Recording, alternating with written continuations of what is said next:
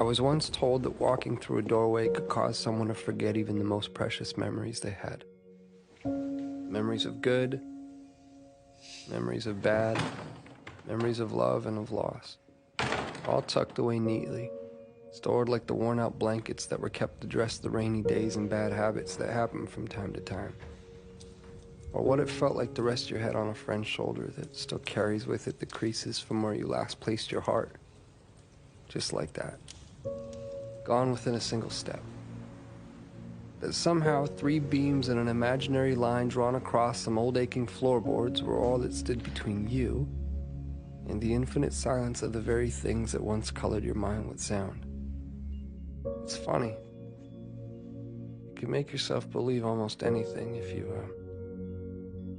think about it for long enough. Was that you?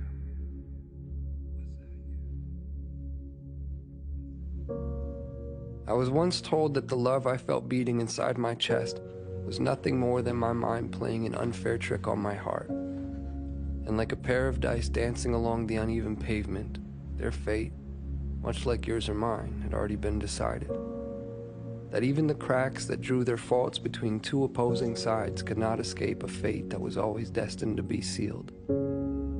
To think that someone could actually believe that the swelling tides of my heart were no more than an anxious highway of ins and outs anchoring my imagination to the castles I've been building in the sky. Well, maybe they are the crazy ones.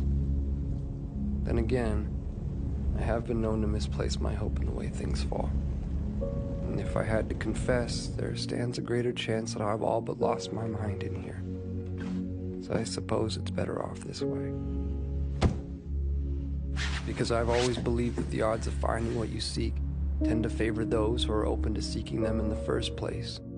And I, for one, have never quite understood how odds stand to get even without that frame in mind.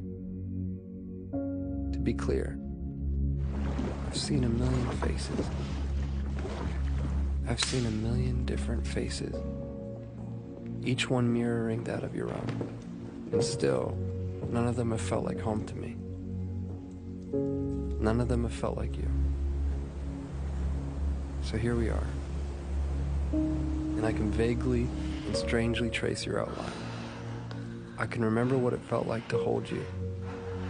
I can remember what it was like to stare blindly into your eyes for what felt like an eternity.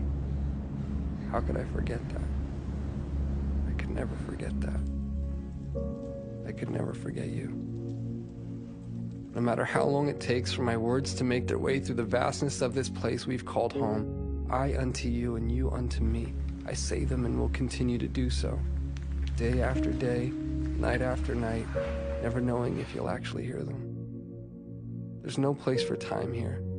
Just overlapping moments where I thought I'd found you, where I thought I heard the sound of your breath, where I felt your heart as it waited patiently for mine, retracing the steps that we left in the life before last, before our eyes closed, before the great divide, before a doorway stood between you and me. As it stands, I found myself in that doorway again, with both feet in and your heart on my sleeve. But I can't bring myself to walk through this time. Not yet, at least. Not until I take one last look and see that it was you. That it was always you. Our hearts strewn across those old fragile floorboards. The silhouettes of each and every one of our memories playing out like a story that we both know we've seen before.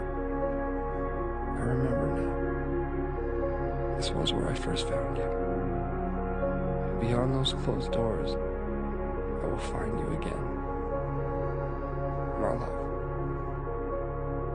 I will find you again.